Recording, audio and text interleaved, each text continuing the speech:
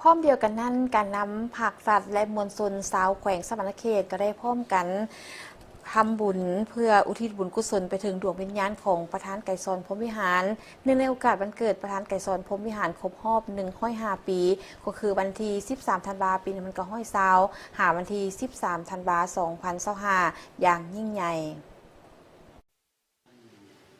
เนื่องในโอกาสเฉลิมฉลองวันเกิดประธานไก่ซอนพรหมวิหารครบรอบ105 ปี13 ธันวาคม 1920ถึง13 ธันวาคม 2025ในระหว่างวันที่12ถึงวันที่14 ธันวาคมที่ผ่านมาอยู่ทางแขวงสวรรณเขตที่เป็นแขวงถิ่นกำเนิดของประธานไก่ซอนพรหมวิหารคณะรับผิดชอบของแขวงได้จัดให้มีการเฉลิมฉลองอย่างยิ่งใหญ่ในนั้นได้จัดกองบุญใหญ่หรือทำบุญใหญ่เพื่อระลึกถึงคุณงามความดีของประธานไก่ซอนพรหมวิหารวีรบุรุษแห่งชาติลาว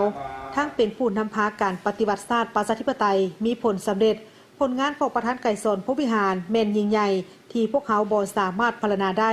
และพิธีเฉลิมฉลองในครั้งนี้ทางแขวงได้มีกองบุญใหญ่ขึ้นในตอนแรกของวันที่13 ธันวาคม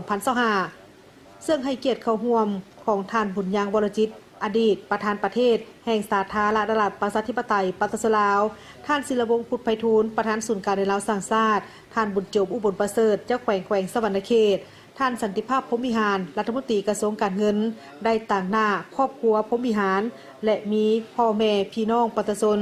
สาวแขวงอ้อมข้างและสาวแขวงสวรรณเขตเข้าร่วม 5,000 กว่าคน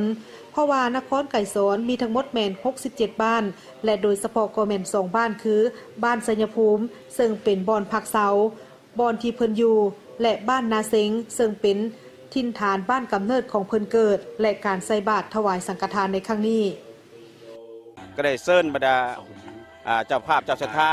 การนำขันศูนย์กลางขันแขวงและประชาชนทั้งหมดในนครไก่สอนพรหมวิหารมาร่วมกับแขวงสวรรณเขตเฮา14 เมืองเหนือนครเยอะประมาณอยู่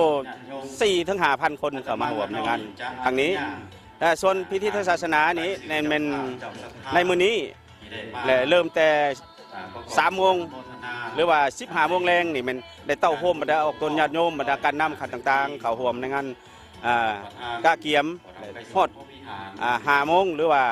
4 โมงครึ่งหรือ5 โมงถือว่าได้เข้าสู่พิธีศาสนาแล้วก็ฟังธรรมเทศนาฟังการเทศหลังจากสำเร็จ7 ชิ้นทางด้านพิธีศาสนาแล้วก็จะได้ครบงาน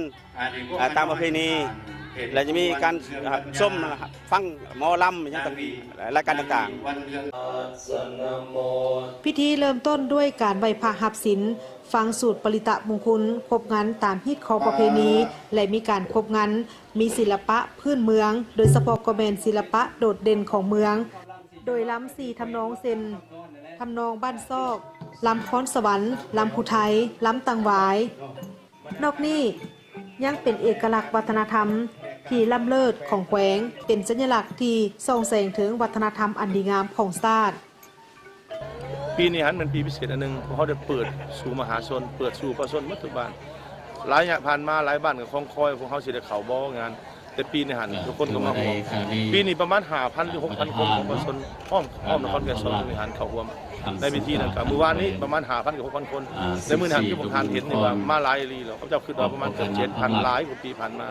แต่ทุกคนนี่มีความภูมิใจที่สุดที่ร่วมใส่บาตร105 ปีของทางไก่ซอนแต่การมานี่หันพวกเขามาหันมีทั้งคนหุ่นนุ่มหุ่นสืบทอดรุ่นอาวุโสหลายคนก็ว่าเขี่ยวมาใส่ได้ปีนี้ถ้าเขาบ่ได้มาปีหน้านี่สิได้ยืนบอกครบรอบ110 ปีก็สิได้มาร่วมงานดังกล่าวถือว่าเป็นปีมหาโชคมหาชัยและเป็นปีที่ว่าแห่งการเติบโตการขยายตัวของนครไก่ซอนพรหมวิหารคือแขวงสวรรณเขตในตอนเช้าของวันที่14 ธันวาคม 2025ได้มีพิธีไหว้พระหับศีลใส่บาตรถวายสังฆทานเพื่อระลึกถึงคุณงามความดีของประธานไก่ซอนพรหมวิหารผู้นำที่แสนหักวีรบุรุษแห่งชาติลาวเพื่ออุทิศบุญกุศลถึงดวงวิญญาณของบรรพบุรุษก็คือประธานไก่ซอนพรหมวิหารผู้นำที่แสนเคารพรักของปวงชนลาวทั้งชาติผู้นำพาก่อตั้งบูรณะบำรุงพรรคประชาชนปฏิวัติลาวผู้นำพาสร้างตั้งกำลังประกอบอาวุธปฏิวัติของประชาชนนำพาขบวนการต่อสู้กู้ชาตินำเอาเอกราชอิสรภาพมาสู่ประเทศชาติสามารถสถาปนาสาธารณรัฐประชาธิปไตยปฏิรูปลาวในวันที่2 ธันวาคม 1975 อย่างสง่าผ่าเผย จนมาฮอดปัจจุบันนี้